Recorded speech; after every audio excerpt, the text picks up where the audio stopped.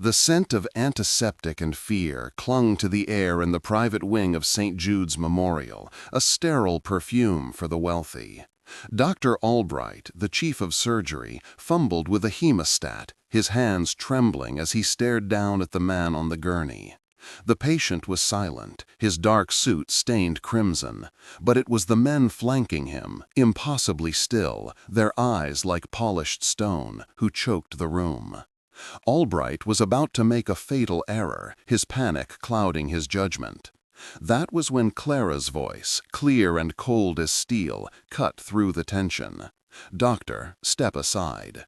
She moved with a purpose that defied the terror in the room, her gloved hands finding the source of the bleeding with an instinct born of duty, not courage. She was just a nurse, but in that moment she was the only one in command. Her act of professional defiance, however, was also a step into a world from which there was no return. What happened in the moments that followed would shatter her quiet life, and if you watch until the end, you will understand the true cost of saving a man who controls the city's shadows. Subscribe now and tell us in the comments what you think his first words to her will be. This single decision sealed a fate she never knew was waiting for her. A silent contract written in blood and observed by men who did not forgive mistakes. The fluorescent lights above seemed to buzz with a new, dangerous frequency, as if the very air in the hospital had recognized the shift in power, a change that now centered entirely on the unassuming nurse with steady hands and haunted eyes. Clara was 28, a woman stitched together by exhaustion and the crushing weight of a six-figure student loan debt that felt more like a life sentence than a financial obligation.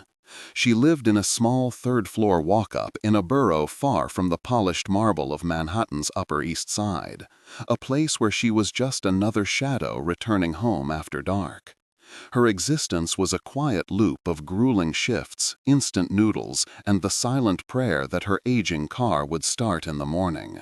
She had chosen nursing to honor a promise made to her late mother, a vow to heal, but found herself instead in a gilded cage, tending to the privileged who saw her uniform, not the weary but resilient woman wearing it. A ghost in a pristine, uncaring machine. Her world was a symphony of hushed sounds, the soft squeak of her orthopedic shoes on linoleum, the rhythmic beep of heart monitors, the distant, muffled laughter from private suites. She moved through these corridors like a phantom, her presence essential but unseen. The hospital itself was a monument to wealth, with floor-to-ceiling windows that offered breathtaking views of the city to people who barely noticed them. Clara, however, often found herself staring out at the sea of lights, feeling an immense, profound solitude. Each glittering skyscraper was a reminder of the chasm between her world of quiet service and their world of effortless power, a gap she felt not with envy, but with a deep, aching sense of injustice that she kept carefully hiding behind a professional, placid smile. The oppression she felt was not overt, but a constant, low-grade pressure. It was in the dismissive wave of a patient's hand, the condescending tone of a senior doctor who resented her competence, and the ever-present threat of a single missed loan payment ruining what little stability she had. Her life was a careful balancing act, a tightrope walk over a canyon of financial ruin and emotional fatigue. She carried a profound sense of responsibility, not just for her patients, but for the memory of her mother, whose quiet strength had been her only inheritance. This internal code of ethics was her anchor, the one thing that could not be bought or intimidated, forcing her to be better, to be braver, even when every instinct screamed for her to remain invisible. Despite the crushing weight of her circumstances, Clara never lost her capacity for empathy. It was in the small, unseen gestures, the way she would linger an extra moment to fluff a pillow, the gentle touch on a frightened patient's hand, the soft, reassuring words when no one else was listening. These were her small rebellions against the cold, transactional nature of her environment. She possessed a silent dignity, a moral fortitude that shone in her clear, observant eyes. It was this quiet strength, this unwavering commitment to her duty in the face of overwhelming power and fear, that made her an anomaly in a world built on compromise. She was a flicker of pure, unwavering light in a place accustomed to shadows and secrets. The days following the incident were unnervingly normal, yet everything felt different. The air in the hospital seemed to hold its breath whenever she passed. Colleagues would fall silent, their whispers dying in the sterile air, their gazes a mixture of awe and pity. Clara tried to bury herself in her routine, to pretend the memory of the silent bleeding man and his stone-faced sentinels was just a fever dream born of exhaustion. But as she left the hospital late one evening, a cold rain beginning to fall, she saw it. Parked across the street, its black paint absorbing the dreary city light, was an immaculate sedan. It was perfectly out of place, a silent, predatory thing waiting in the gloom. And she knew with a certainty that chilled her to the bone that it was waiting for her. The alarm clock's cry was a daily summons to a life she hadn't chosen but was bound to endure. Clara's apartment was small, the walls thin enough to hear her neighbors' arguments, the single window offering a grim view of a brick wall. She moved with a practiced economy of motion, the ritual of coffee and toast a silent meditation before the day's onslaught.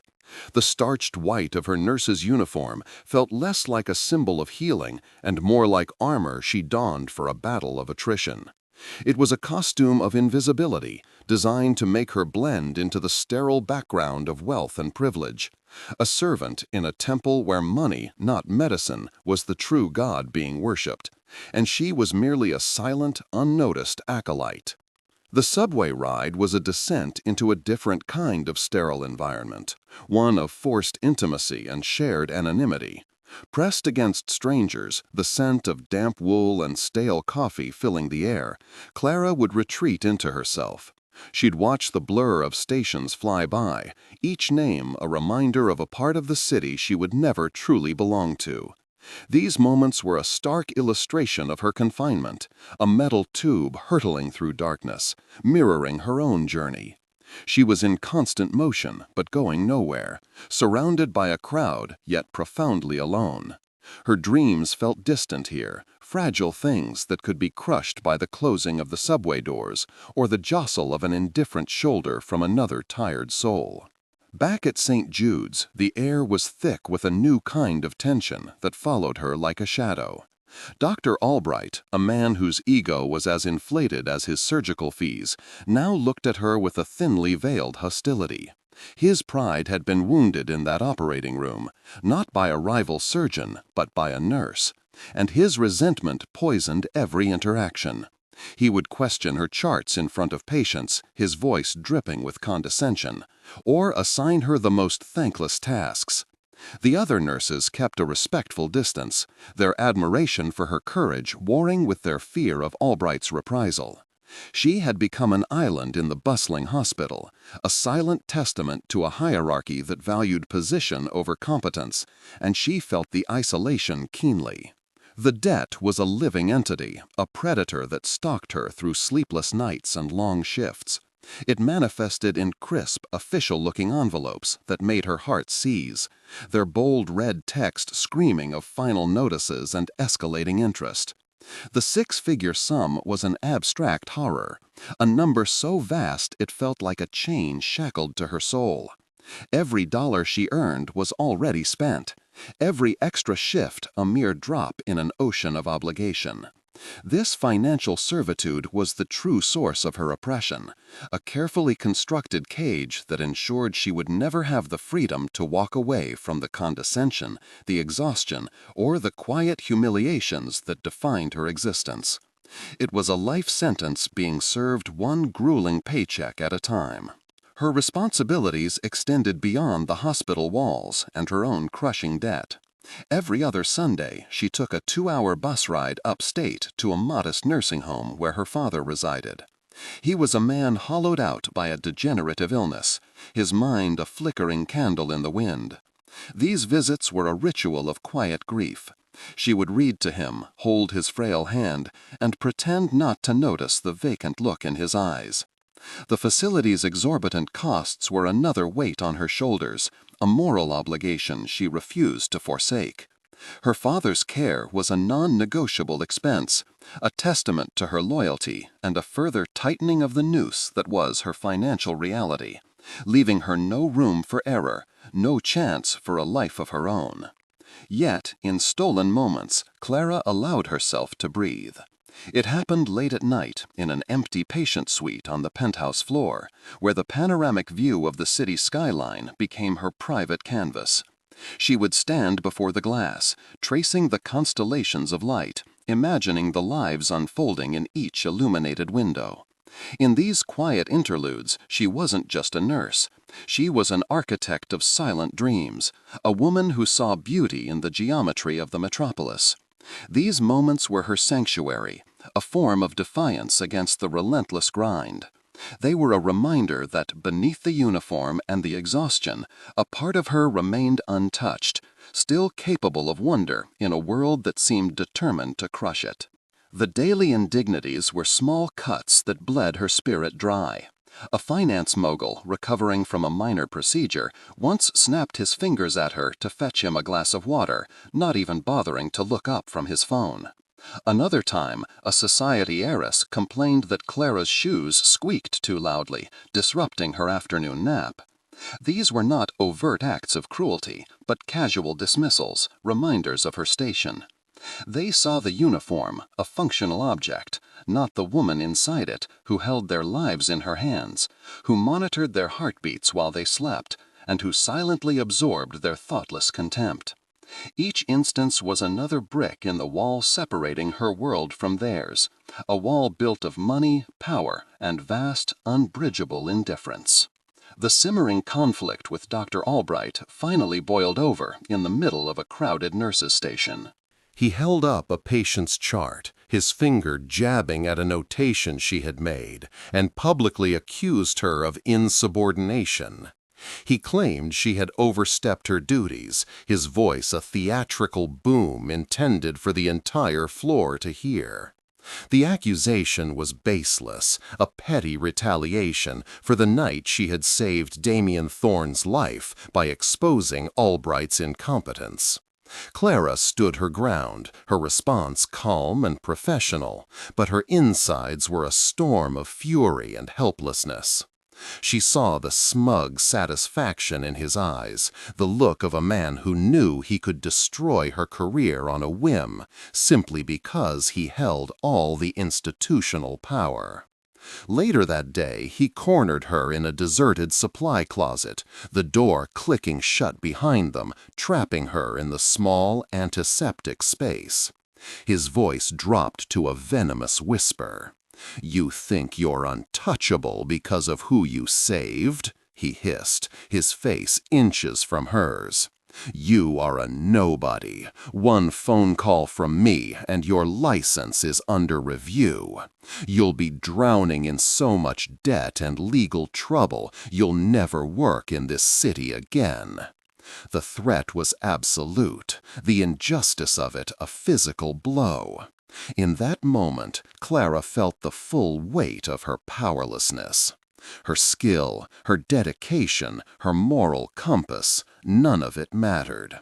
She was a pawn in a game she didn't even know she was playing, and she had just been irrevocably checked. She walked out of the hospital that evening feeling hollowed out, the city's drizzling rain a perfect match for the cold despair settling in her soul. Albright's words echoed in her mind, a death sentence for the life she had fought so hard to build. The weight of her father's care, the mountain of debt, and now the imminent loss of her livelihood pressed down on her, suffocating her. She stood on the curb, paralyzed by hopelessness, a lone figure against the indifferent city. It was then that a sleek, black sedan detached itself from the shadows and glided to a silent stop before her.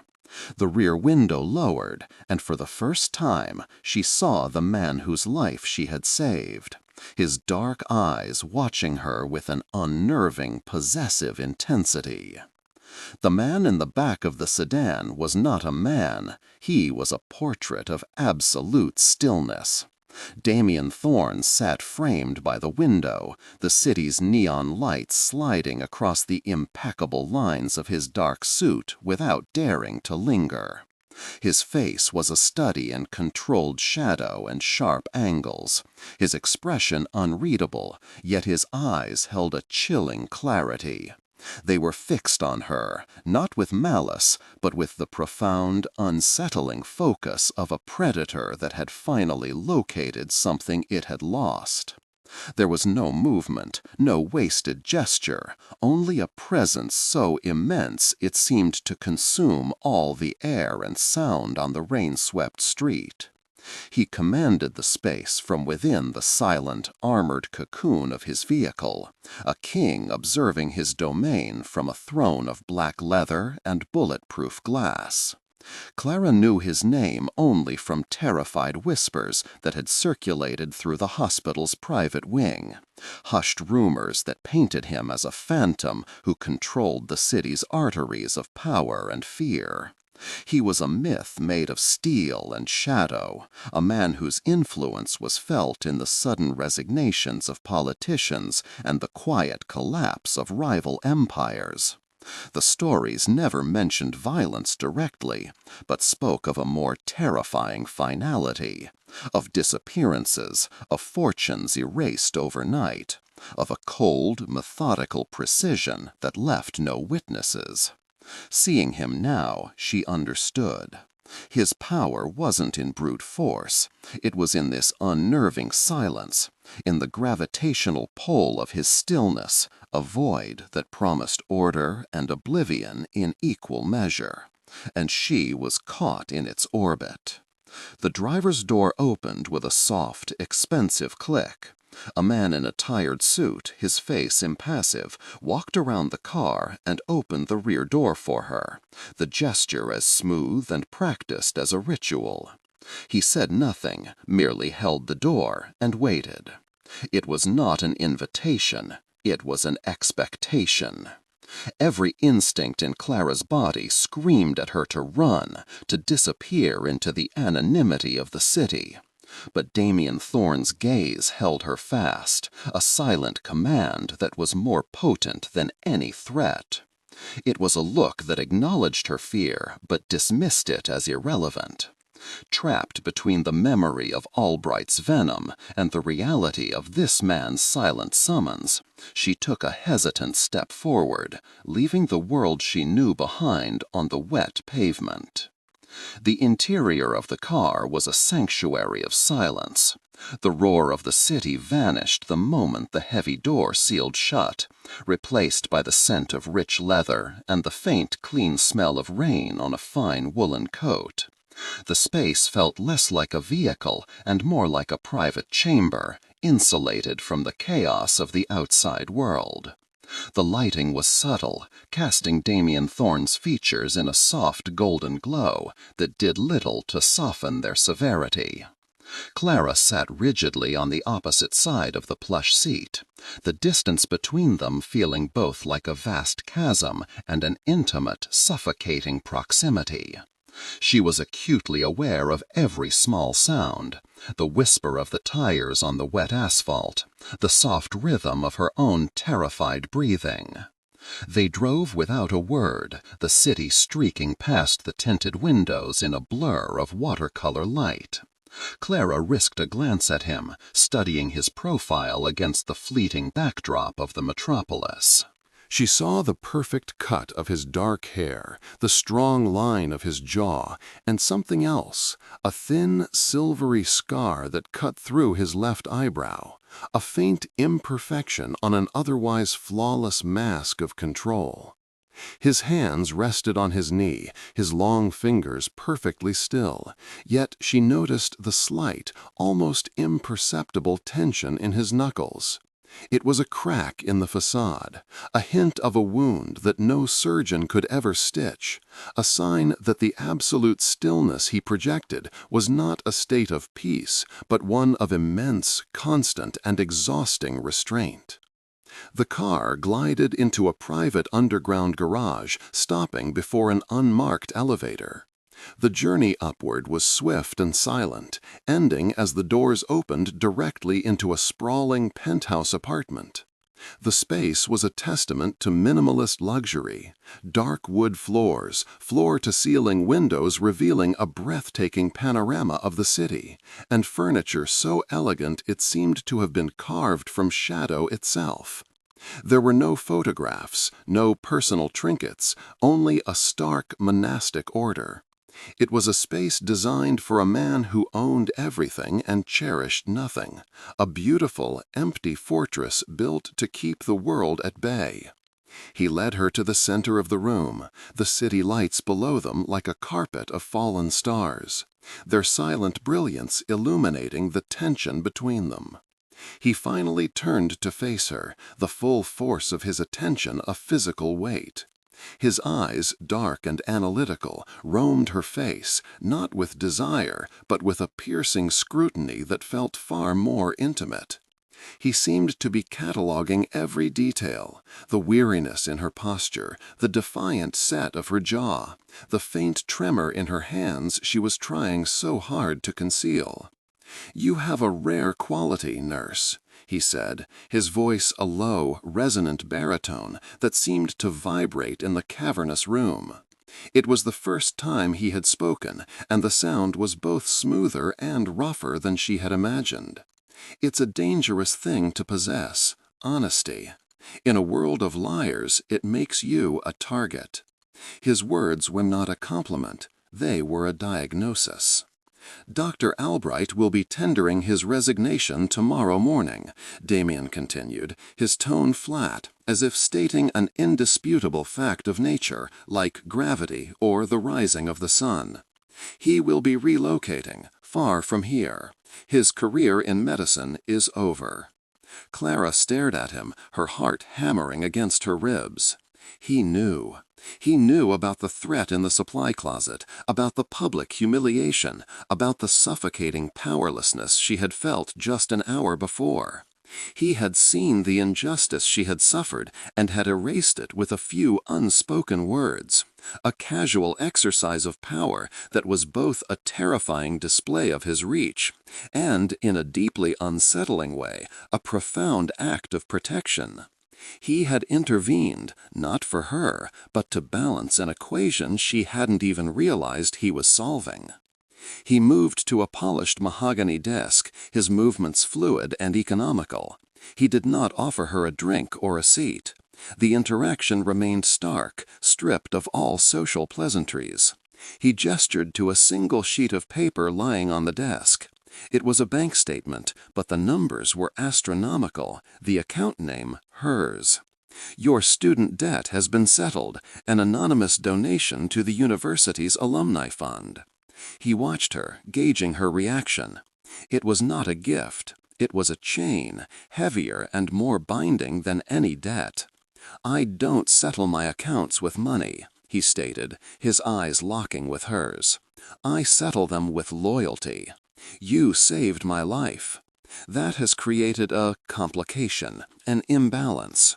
Now you are my responsibility." Clara was dismissed with a slight nod, the silent driver escorting her back to the elevator and the car below. The ride back to her apartment was a journey through a dreamscape. She was deposited on the same wet curb where he had found her, the black sedan melting back into the night as silently as it had appeared. The rain had stopped, and the air was clean and cold. She stood there for a long time, the key to her apartment feeling foreign in her hand. Nothing had physically changed, yet her entire world had been dismantled and reassembled. She was no longer just a nurse drowning in debt. She was a complication in the life of Damien Thorne. The echo of his presence lingered, a shadow that promised to follow her long after the sun came up. Clara attempted to stitch the pieces of her old life back together, but the fabric was irrevocably altered. The absence of Dr. Albright, who had vanished from the hospital's roster as if he'd never existed, was a silent, screaming testament to Damien Thorne's influence. The zero balance on her loan statements felt less like freedom and more like the first link in a gilded chain. She moved through her shifts with the same quiet efficiency, but now she felt a constant prickling awareness on the back of her neck, the unnerving sensation of being an exhibit in a one-man gallery. Her world was no longer just her own. It was a stage, and she could feel his unseen eyes watching her from the shadows, a silent, possessive audience of one. She tried to convince herself it was paranoia, a side effect of the trauma and the sudden violent collision of their worlds. But the evidence was too persistent to ignore. One morning, at the small, unassuming coffee shop she visited before every shift, she saw him. He was seated in a corner booth, a newspaper open before him, though his eyes were not on the print. They were on her, a gaze so steady and intense it felt like a physical touch across the crowded room. He made no move, offered no greeting.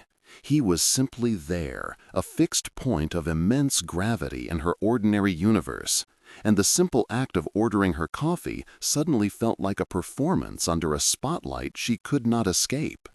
A jolt of pure, cold fear shot through her, followed by a confusing, unwelcome flutter of something else, a dark and dangerous curiosity. She fled the shop, coffee forgotten, her heart hammering against her ribs.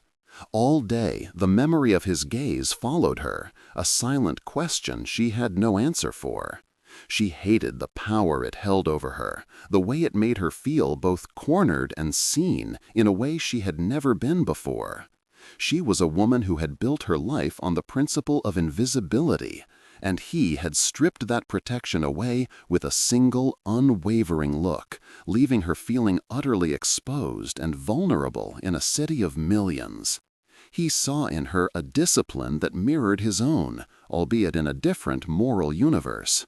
While he commanded his empire through controlled silence and calculated force, she healed hers with a quiet, unyielding integrity. He began to watch for it, these small acts of her defiance against the world's indifference. He saw the way she calmed a frightened child, the extra moment she spent with an elderly patient who had no visitors, the firm but gentle way she corrected a careless intern. Each gesture was a note in a song of decency he had long forgotten the melody to. She was not weak or naive. She was strong in a way his power could never replicate. And this silent moral fortitude was a puzzle he found himself inexplicably compelled to solve. The encounters became a subtle, unnerving pattern. He would be there, a specter in a tailored suit, at the periphery of her life. She saw his reflection in a storefront window as she walked home, caught a glimpse of his sedan turning a corner 2 blocks behind her bus. The most jarring instance was at the nursing home. She was leaving after a visit with her father when she saw Damien speaking quietly with the facility's director on the manicured lawn. The director, a man known for his brusque demeanor, was nodding with a deference bordering on fear. Damien's gaze met hers over the man's shoulder, and in that look she understood. He was not just watching her, he was mapping her world, learning its borders, its pressures, and its most fragile points. He waited until the director had scurried away before he approached her, stopping a respectful but charged distance away.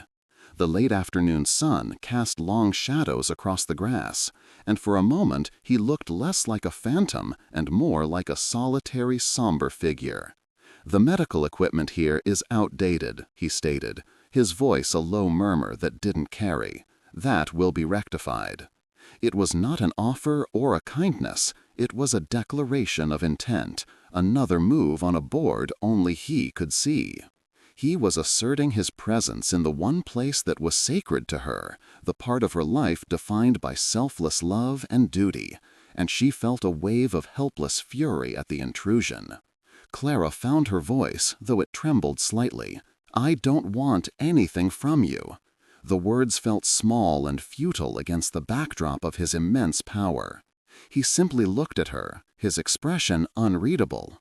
"It is not a matter of what you want," he replied, his tone devoid of cruelty yet utterly absolute. "It is not a negotiation." He held her gaze for a moment longer, a silent acknowledgment of the invisible contract that now bound them, before turning and walking back to his car. She was left standing there, trapped between her fierce independence and the undeniable relief that his dark influence would bring to the person she loved most. The following week, she was leaving a small Italian restaurant in her neighborhood, a rare indulgence after a double shift, when the door opened and he was there. They were suddenly face to face in the narrow entryway, the scent of rain on his coat and a subtle, expensive cologne filling the small space. To get past, her arm brushed against the sleeve of his suit. The contact was fleeting, accidental, but it sent a shock wave through her entire body. It was the first time they had touched, and the brief connection was more intimate than any conversation. She pulled back as if burned, her breath catching in her throat, and hurried out into the night, the ghost of that touch still tingling on her skin. For Damien, her presence was a disruption to a carefully constructed existence of control and emotional sterility. He found his thoughts drifting to her at unguarded moments, during tense negotiations, in the dead of night when the city slept below his penthouse. Her face, with its blend of exhaustion and unwavering resolve, became an intrusive image. He was drawn to the light she carried, the untainted moral clarity that he had extinguished in himself decades ago. This attraction was a weakness, a dangerous vulnerability he could not afford. He was a man who dealt in absolutes, in leverage and consequence, and she was a variable he could neither control nor dismiss, a silent reproach to the man he had become. Clara began to see the city through his eyes, noticing the subtle architecture of power that had always been invisible to her. She saw the way traffic cops would subtly wave his cars through red lights, the way maitre d's at exclusive restaurants would pale when his name was mentioned. His world was a kingdom of shadows, built on fear and unspoken allegiances, and she was now a resident of its borderlands. The fear she felt was no longer simple, it was complex, mingled with a reluctant fascination. She was terrified of the darkness he commanded, yet she was also beginning to see the strange protective order he imposed upon it, an order that now inexplicably included her. One rainy afternoon, seeking refuge from a sudden downpour, she ducked into the city's Grand Art Museum. In a quiet gallery filled with Renaissance portraits, she saw him. He was standing alone before a painting of a fallen angel, his back to her. There was no security, no entourage, just him. His shoulders were slumped almost imperceptibly, and his head was bowed. In his stillness, she saw not a crime lord, but a man in solitary communion with a depiction of profound loss and damnation. The moment was intensely private, a glimpse beneath the armor. He looked utterly, achingly alone, and for the first time, her empathy extended beyond his patient chart and touched the wounded man himself. The shift inside her was seismic. The fear remained, a healthy and persistent hum of self-preservation, but it was now intertwined with a deeper, more dangerous emotion, compassion. She started to wonder about the story behind the scar that bisected his eyebrow, the source of the deep-seated weariness she sometimes saw in his eyes when he thought no one was watching. Her moral compass, once a fixed and unwavering point, began to spin. She was no longer simply a victim of his power or a witness to his world. She was becoming an unwilling participant in his story, a silent confidant to a loneliness she was beginning to understand all too well. The threat, when it came, was blunt and terrifyingly real.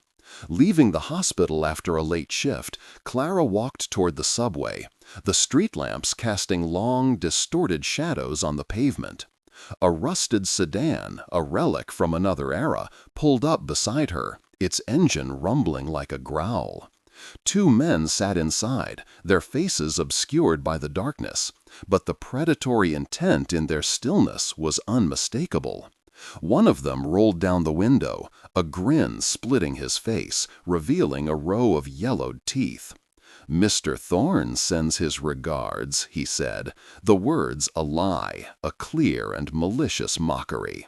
"Says you're special to him. We'd like to see just how special." Panic seized her, cold and absolute. Her feet felt rooted to the sidewalk as the passenger door began to open. The street was deserted, her scream a useless thought that died in her throat. This was his world, crashing into hers with brutal physical force. It was the consequence she had been dreading, the price for his protection. In that frozen moment of terror, she saw not just the men in the car, but the entire violent, merciless ecosystem they represented. She was a pawn in a war she didn't understand, and her connection to Damien Thorne had just transformed from a golden chain into a target painted on her back for all his enemies to see. Suddenly, from the darkness ahead, a pair of headlights flared to life, slicing through the night. A black sedan, silent and swift as a panther, materialized out of an alleyway, boxing the rusted car in against the curb with a screech of tires. Two men in dark suits emerged from Damien's vehicle, their movements economical and utterly menacing. No words were exchanged. There was only the silent, terrifying language of power.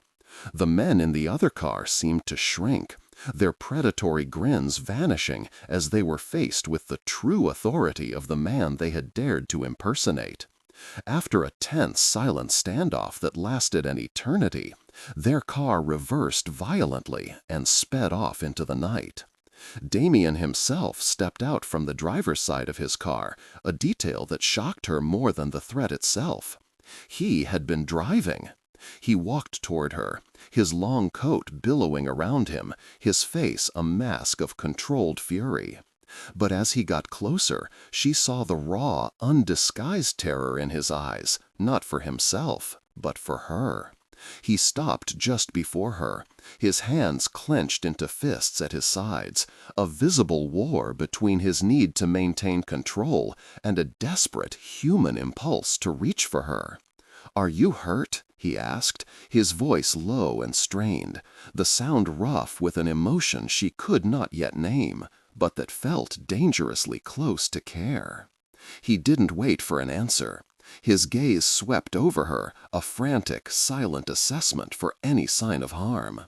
The air between them crackled with the aftermath of violence and the terrifying intensity of his relief. The line she had tried so hard to maintain between her world and his had just been obliterated. He had not sent his men, he had come himself. "This is the consequence," he said, his voice barely a whisper, his eyes locking onto hers with a possessive, desperate fire. It was not a comfort, it was a curse, a vow that bound her to him in a covenant of shared risk and inescapable shadow. He drove them away from the scene, the city lights a frantic, bleeding smear through the rain-streaked windows. The silence inside the car was a living thing, dense and heavy with the adrenaline of the attack and the unspoken terror that lingered between them. This was not the smooth, controlled silence of their previous encounters. It was raw, frayed at the edges, charged with his fury and her shock. He didn't take her to her apartment or back to the sterile fortress of his penthouse. Instead, he navigated a labyrinth of old, forgotten streets, finally pulling into a private, cobblestone courtyard behind a historic brownstone, a place that seemed to exist outside of time, a sanctuary from the modern, brutal city he commanded. He led her up a winding staircase into an apartment that smelled of old books, wood smoke, and something deeply melancholic, like long-forgotten rain. It was the antithesis of his public life, a library filled with worn, leather-bound volumes, comfortable, slightly faded furniture, and a single vast window that looked out over the dark, churning waters of the East River. This was not a space for business or power. It was a confessional, a tomb for a life he had left behind. By bringing her here, he had broken a rule far more profound than any underworld code. He had willingly shown her the place where his ghosts resided, a sanctum he had never shared with another living soul. The trembling in Clara's hands finally subsided, replaced by a wave of cold, clarifying anger. She turned on him, her voice low but shaking with the force of her conviction, a transgression against the fear that had kept her silent for weeks. "This," she said, her gesture encompassing the opulent prison of his world, "is this what my life is now? A piece on your board? You didn't free me. You just replaced one cage with another, more dangerous one. That debt was just money. This is my life, my safety, my soul, and you seem to believe you own it all because you paid a bill." It was an accusation, a judgment, and a declaration of her own moral sovereignty, a sound he had not heard in decades, the voice of someone unafraid of him. Her words struck him with the force of a physical blow, dismantling the armor he had worn for a lifetime. He stood perfectly still, but for the first time his stillness was not about control. It was the paralysis of a man seeing his own reflection in a shard of broken glass. Every word she spoke was an undeniable truth he had refused to acknowledge. He had seen her as a symbol, an anomaly, a responsibility. But in her defiant, accusing gaze, he saw a woman whose life he had casually upended, whose integrity he had treated as a commodity. He was not her protector. He was her warden, the architect of her new, more terrifying prison, and the realization hollowed him out completely. He turned from her, the weight of her judgment forcing him toward the large window overlooking the river. The city's lights were distant, indifferent jewels. 20 years ago, he began, his voice a raw, unfamiliar rasp, breaking the cardinal rule of his existence: never show a wound, never explain a weakness. There was a girl, an informant's sister. She was innocent, uninvolved. But my enemies learned she was the only thing he cared about. They used her to get to him, to get to me. He paused, his reflection a dark silhouette against the glass. I was too slow, too arrogant. I didn't see her as a person. I saw her as leverage, a complication, just like you. The confession hung in the air, a raw, bleeding thing. It was an admission of failure, of a guilt so profound it had shaped the entire architecture of his life. Clara felt the healer's instinct rise in her, an impulse that overrode fear, reason, and every instinct for self-preservation. She moved toward him, her soft-soled shoes making no sound on the old wooden floor. She didn't speak, knowing that words were useless against a wound that old and that deep. Instead, she reached out and laid her hand gently on the rigid line of his forearm. It was a simple, quiet gesture of empathy, an offering of grace in a place that had only known judgment and solitude, a touch that said, "I see you." The contact was a cataclysm. Damien flinched as if her touch were a brand, a jolt of pure, untainted humanity that his system had long forgotten how to process. He had been touched by fear, by greed, by passion, but never by this, a simple, selfless act of comfort. He turned his head slowly, his dark eyes wide with a storm of emotions he had buried decades ago. The cold mask of the crime lord shattered, and for a fleeting, breathtaking moment, she saw only the man beneath. A man drowning in a sea of his own making. A man who had just been thrown a lifeline he never believed he deserved. His hand, which had signed orders that ended lives and built empires, came up to cover hers. The gesture was not one of control, but of desperate, fragile connection. His fingers, strong and calloused, wrapped around her smaller hand, holding on as if she were the only thing keeping him from being swept away by the dark river outside. The touch was a silent vow, a confession, and an act of surrender all at once. In that single, profound point of contact, he broke his own code completely, allowing her past every defense into the guarded, broken center of his soul, making himself irrevocably vulnerable to her light. The world seemed to hold its breath. The only sounds were the distant moan of a ship's horn on the river and the frantic, synchronized beating of their own hearts.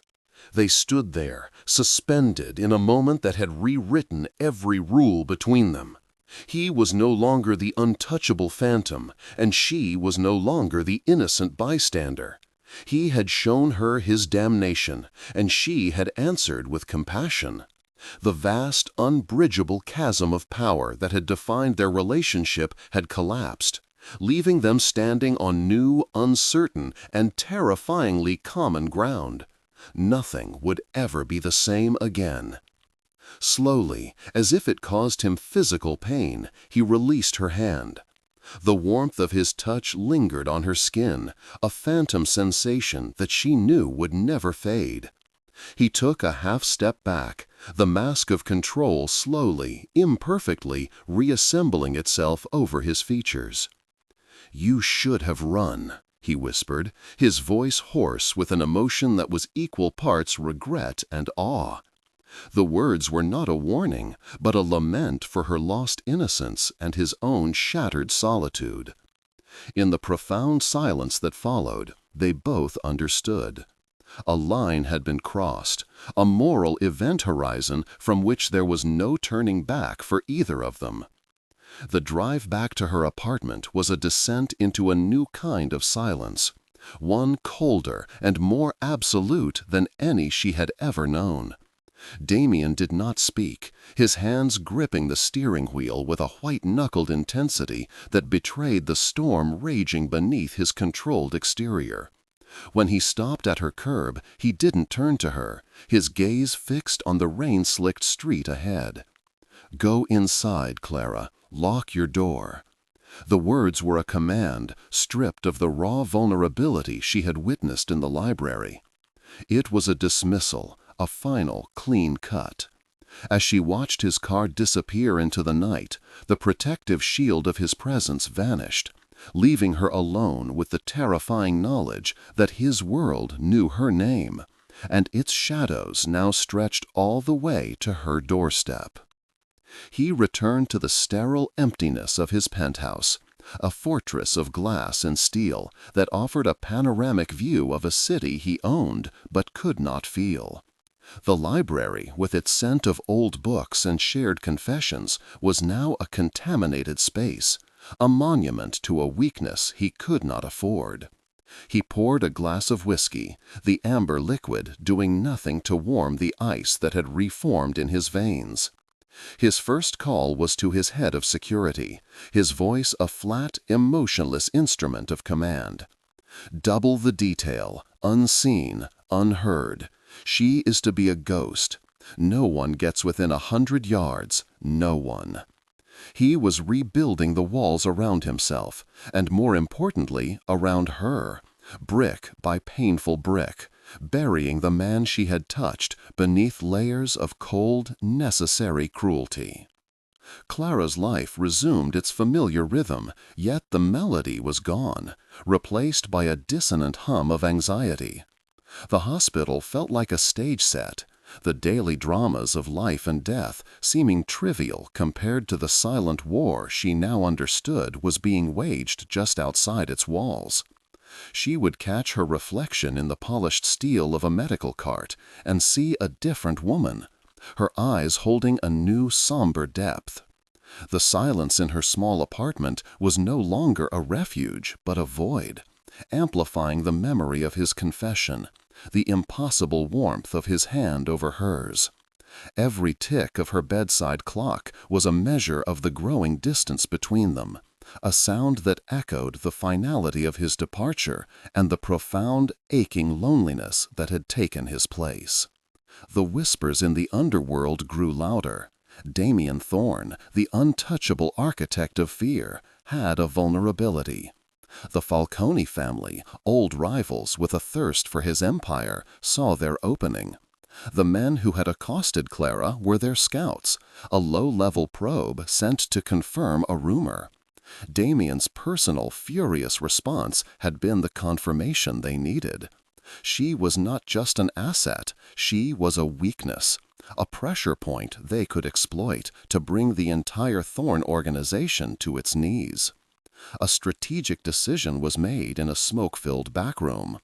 The nurse was no longer a target for intimidation, but the key to a war. Damien, anticipating this, felt the cold, familiar calculus of his world closing in, demanding a sacrifice he was not willing to make. The change was subtle at first. A new, unfamiliar face reading a newspaper on her subway platform every morning. A maintenance van parked across from her building at all hours. This was not Damien's watchful, almost personal surveillance. This was something different, more institutional and chilling. It was a sterile cordon, a quarantine. He was not just protecting her, he was isolating her, severing every possible thread that could lead his enemies from his world to hers. The invisible cage had been reinforced with bars of cold, impersonal steel, and she felt the deliberate, painful pressure of him pushing her away, making her a stranger once more, not for his safety, but for hers. She was an island, and he was deliberately receding the tide, leaving her completely and utterly alone. In a private dining room overlooking the harbor, the air thick with the scent of expensive cigars and unspoken threats, Damien met with Marco Falcone. He projected an aura of absolute indifference, his eyes as cold and gray as the water outside. "I hear rumors," Damien said, his voice a low, dangerous murmur, "about a woman, a nurse." He let the words hang in the air. "Let me be clear. She is a loose end from a business transaction, nothing more. Her value has been spent. If you or any of your men so much as breathe her name again, I will not come for your businesses. I will come for your bloodline."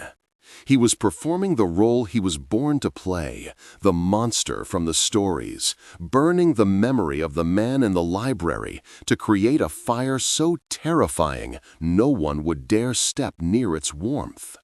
Clara stood before her apartment window, watching a relentless rain wash over the city, each droplet a tiny distortion of the lights below.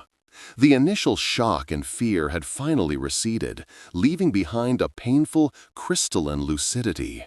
She understood now.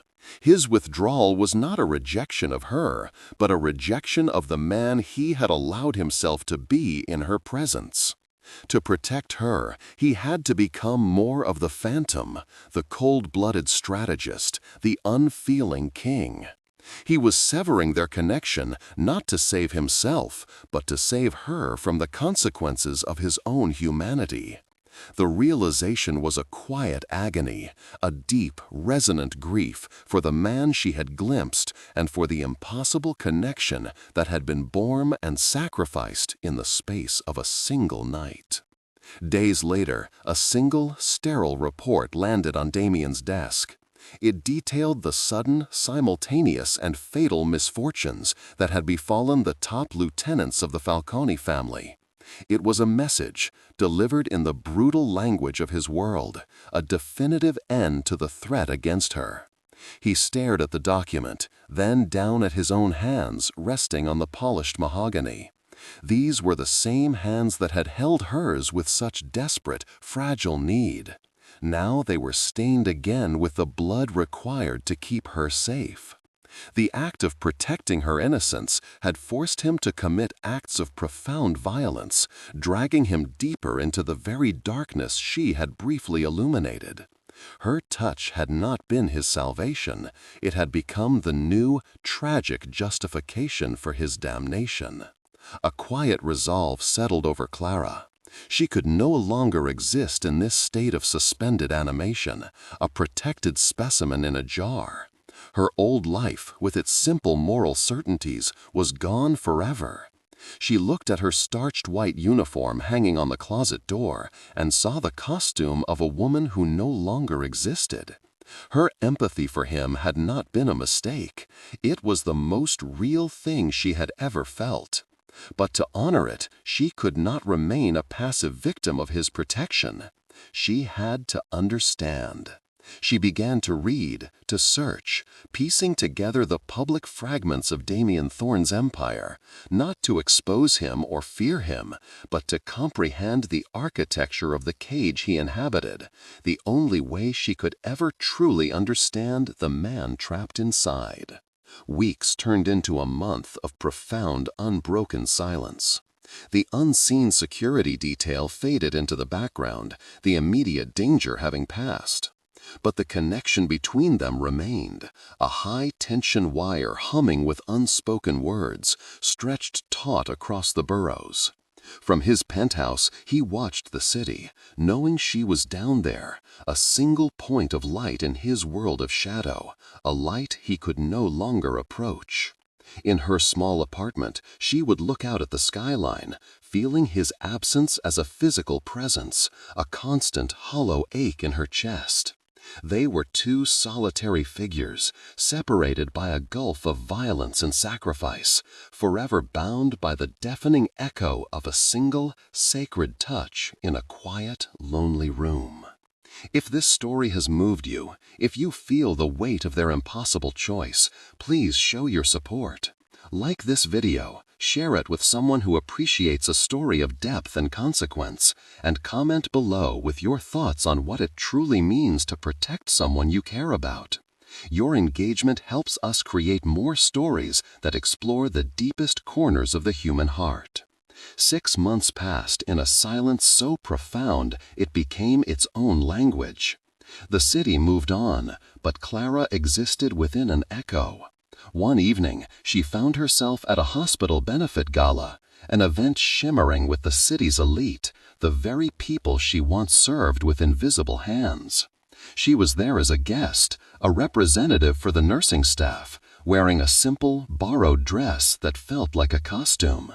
Yet as she stood amidst the clinking crystal and murmurs of fortunes, she felt no fear, only a strange, quiet detachment.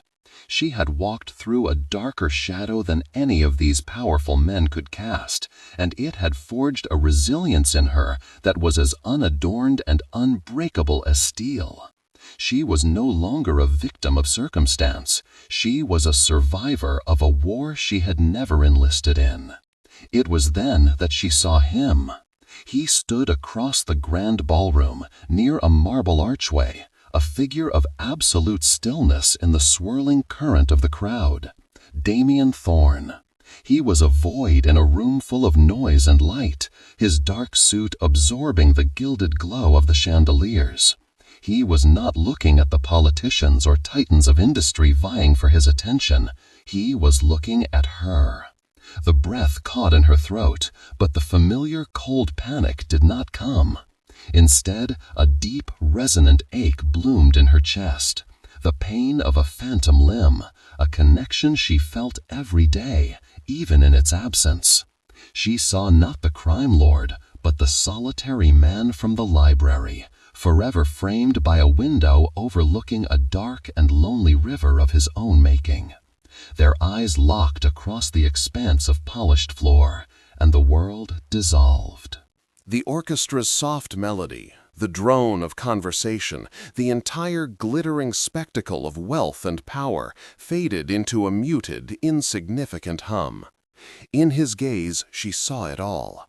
The acknowledgment of her quiet strength, the profound regret for the danger he had brought into her life, and the unbearable weight of the sacrifice he had made to keep her safe. Her own eyes conveyed no fear, no judgment, only a deep and sorrowful understanding. She was not a complication he had solved. She was the one person in the world who had seen the man behind the monster and had not looked away. In that silent, suspended moment, they spoke an entire lifetime of what could never be. He gave a slight, almost imperceptible nod. It was not a greeting or an invitation.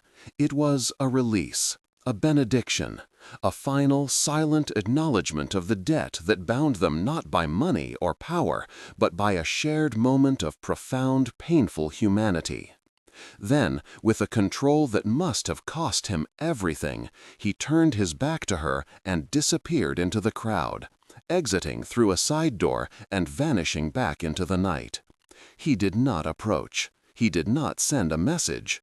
His ultimate act of protection, of love, was to remove himself from her world completely, leaving her standing in the light while he willingly returned to the shadows. His absence was his final, most significant gift, a testament to her power over him.